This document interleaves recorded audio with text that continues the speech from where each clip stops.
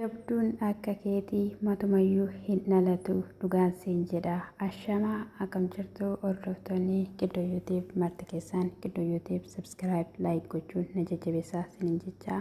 Markeen egaa guyyaa har'aa dhufeetoo jira jechuudha. Isas namoonni baay'een maaliif roottaadhaan hin gaafattu naan jechaadha kan turtanii. Anis immoo viidiyoodhaan ala dhaqee gaafadhee ture hoolaa geesseetu jedheetu jira jechuudha. Dhugaadhaa gaaffii hunda keenyaa ture jechuudha. Miinzee ishii wanta ta'eef jechuudha. Egaa immoo yeroo tokko jira mitiiree namni viidiyoodhuma qabatee lafa kamiyyuu hin deemne kabaja kan namaaf qabu ni jira jechuudha. Bakki viidiyootti waraabanis bakki viidiyootti waraabnes ni jiraata jechuudha. Egaa Efreem Faanaa dhandheetu gaafannee jedheetu ture jechuudha. Egaa akkasuma guyyaa har'aas immoo mee nannaqaa bilbileefin ture nan dhufaa hin jenneen garuu immoo akkasumattiidhaan akkam nagaadhaas ishiidhaan jedheetu ture. Mi'a tokkos immoo biteefitoo jira jedhee jechuudha. Kan akka daabbaree kan akka immoo birdilibsii jechuudha. Akkasumallee xuuxxoo qodaasaa wajjin jechuudha. Kan keessa taa'u wajjiniidhaan jechuudha. Inni keessaa kan mucaati inni gubbaa immoo eenyuuf akka ta'e tilmaamaa itti yaadaa jechaadha kan ture jechuudha. Abiraamidhaan akka baay'ee jaalatu waliinis akka guddatanii hundi dubbachaa turan jechuudha yeroo baay'ee jechuudha. Kanarraan kan ka'e egaa gara manaa yeroo deemutti obboleessa kiyya maal jechuudha akkasittiidhaan baduun ennaa ishiin jettu kinoonni jedhe isa kanadha mucaanii yoo namiilaan iyyuu deemuu danda'a.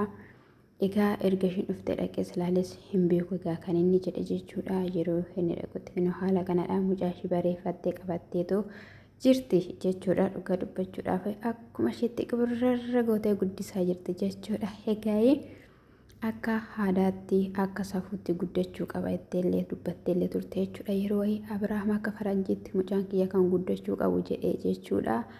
Egaa kanarratti bakka waan baay'ee haasawanii anis egaa nan badeennaan maal baduun kun jennaanii yeroo ati buttaa jiraadhaa dhuftu ani immoo hawaasaan tureyyuu ergasii immoo wantoonni garaagaraa ni jiru naami jechuu didee egaa kan inni jedheeni siifan beekaa siifan yaada itteen jechuudha. Egaa viidiyoo isaanii arguu dandeessu waan ta'eef innis rakkoo keessa akka ture viidiyoo isaanii irratti argaa turre jechuudha. Gaa'ii haa ta'u malee bakka baay'ee tokko haasawanii mucaallee hammatee bakka mucaallee haasa'illee naginooyi mee akka itti dhalatte akka itti dhufte meeyyii waan baay'ee dabarsine yeroo ati garaa keessa jirtu beektaa hin dhageessaa waan baay'ee waan asitti odeessuu qaba jechaanii ture jechuudha. Dhugaadha waan baay'ee gatii guddaa baastetta akka nama tokkotti jechuudha. Dhugaa dubbachuudhaa fi nama gaariidha markeen nama qaaliidha jechuudha. Jireenya namaa keessatti immoo qormaan hin dhabamu isa jedhamuudhaaf malee baay'ee nama fageessa yaadu nama kabajuu nama bakka osoo danda'amaa ta'eera ta'ee jechuudha. Yeroo inni akkasitti ol kaatee gadi kaatee jedhee ture sana gaa'illi roottaa fi Abiraam innuma sana osoo mijatee fi baay'ee itti tola ture. Akkasumallee jechuudha daandii asfaaltii gubbaa irratti jilbeeffatee gaafa roottaadhaan manatti galchee argitanii turtan jechuudha. Yeroo jalqaba ishiin meerii fa'ii bira turte jechuudha. Ka'ii jilbeeffatiin jettee sanadhaan deebisee gara mana ishiitti galchee jechuudha. Yeroo lammataas akkasuma dhagaayii hangaarraatti immoo kinoo haaluma kanarra jiru jechuudha. Waggaa tokko guutuu jechuudha. Waggaa tokko fasaaniittidha. Yaadattuu ta'ee faasigaa hoolanii turan kanii Dubaay deemanii achi galanii kinoo garaatti baatamuu luuliin dhagaamnaan rakkoon uumamee ergasii haaluma saniin jechuun jaaladhaa isa kanadhaayii akka baay'ee namatti tolaa. Bakka waan baay'ee haasawanii waan baay'ee jedheen innis illee qalbii keessa qabatee mucaan illee taphataa bareedaa akkattiidhaanii waan hundumayyuu itti dagattee itti irraanfattee sin dabbaru wanti si dabbaru tokko illee hin jiru. Anis immoo eeyyee nan badee kallattiilee garaagaraadhaanii kanaa booda garuu hin badu nan dhufaa biqqin jedha yoon illee si ilaalullee baadhee isa mucaa kiyya ilaaluudhaaf nan dhufaa jedheen jechuudha. Eessuma keetidha barii waan baay'ee ta'ee ture yeroo sanadhaaf ati hin beektu malee jechaan dhagaa jechuudha kan ishiin turte jechuudha. Waaqayyo tokko sinaa godhu adda sin hin baasin ammaluyyuu ta'eera taanaan jechuudha. Egaa hin beeknu maaliif kallattiilee garaagaraadhaan Daanii fi Ruutaan walii galaniitidha Abrahaam irratti hojjechuuf malee Ruutaan gaa'ela barbaaddee miti, Ruutaan jireenya barbaaddee miti. Daaniin osoo wanta walii galanii jiraachuu baateera ta'e akkasin jedhu ture. Kan jedhan namoonni baay'een bakka haasawaa irraa dubbachaadha jechuudha kan oolanii. Sabiraanis immoo Abeelii fi Buraa akkasumallee Buziyyee jechuudha.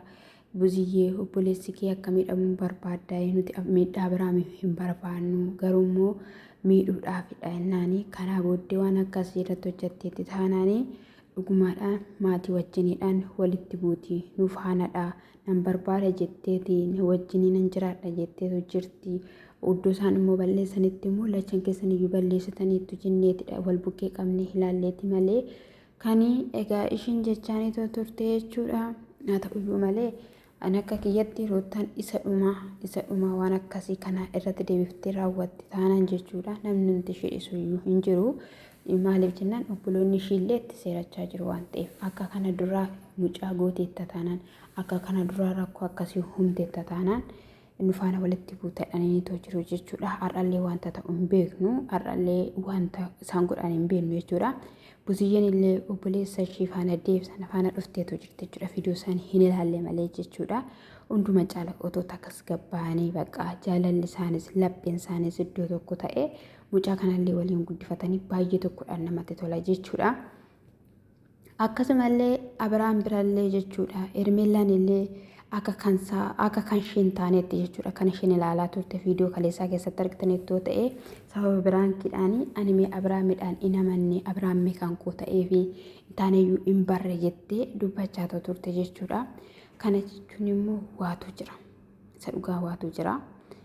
Innis immoo akkasumallee jechuudha. Markenillee waan baay'ee taasiseera. Osoo ati jabduu taate, osoo ati cimtuu taate, osoo ati jabeessitee qabuu baattee ta'e wantichi silaa yoo naqaata adda cita ture. Har'as immoo wanti hundumtiyyuu sirrachuudhaaf hin danda'ama. Obsa nama barbaachisaa jechaanidha jechuudha. Egaa mucaatu gidduudhaan bu'ee haasaayyuu isaan nuhuu malee jechuudha. Isa kana dhagaa faqqaayinnaa waa'ee abbaallee haasawaa qaba ture mucaan naanni bo'ullee bakka haasawaa waa'ee isaallee jechaa ture. Waa'ee shummoo gabaasa'uu hin bu'aa hin haasa'u bakka dhiisure kan lachan isaanii jechaa ture jechuudha. Egaa suutumsoota keessa edda mana finciin argame araarri bu'uu danda'a, nagaan bu'uu danda'a, walitti deebi'uu danda'u. Sinin jechuun jaaladhaa har'ayyuu mee akkaataa Ruutaaniin ittiin dhufte kan inni sodaate malee Abrahaamii araaramuudhaaf fedhiinuma qaba.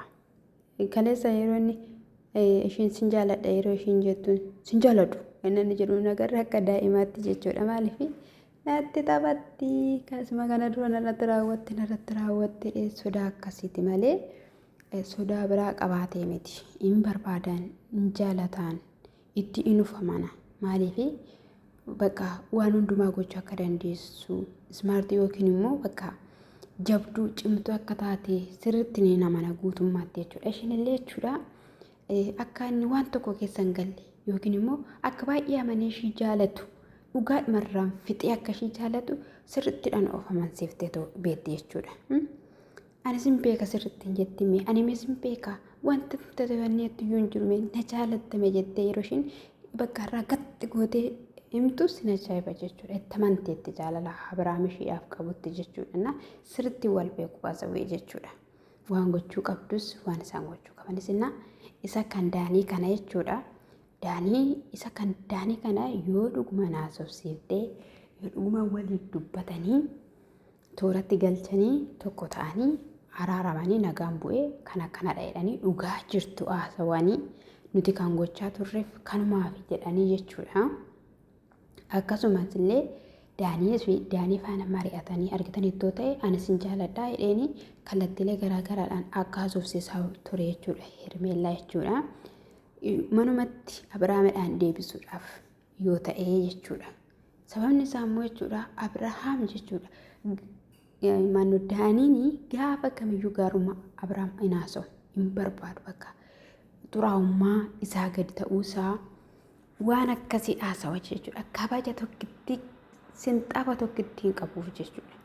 kun immoo gaarii miti jechuudha. Maaliif mucaan kanii Abiraamidha. Inni garuu aaktii kan gochaa jiru mucaan akka kan isaa ta'etti jechuudha. Akkasittiidhaan iddoo laachuuf hin qabdu turte Ruuttaan jechuudha. Hin barbaachisu wanta akkanaa jechuudha. Kan isheen barbaachisu jechuudha malee abbaa manaa ishee dhufee xureessee yookiin immoo akka mucaa ishiidhaaf iyyuu simmeetiidhuma ishiidhaaf iyyuu gaarii miti malee inni aaktii godhu. Mucaa kiyya laallachuun qaba, mucaa kiyya maal ta'achuun qaba yeroo jedhu hin barbaachisu wanta akkasiin jechuun jaaladha. Isa kanaa gooftaan koo sin haa eebbisu jabaadhaa siniin jedha lammiiwwan kiyyaa qaalii viidiyoo dhadhaabee yeroo sanatti dhufanii itti deddeebi'aa ture gaa'ii ifama siniin jechuun jaaladha.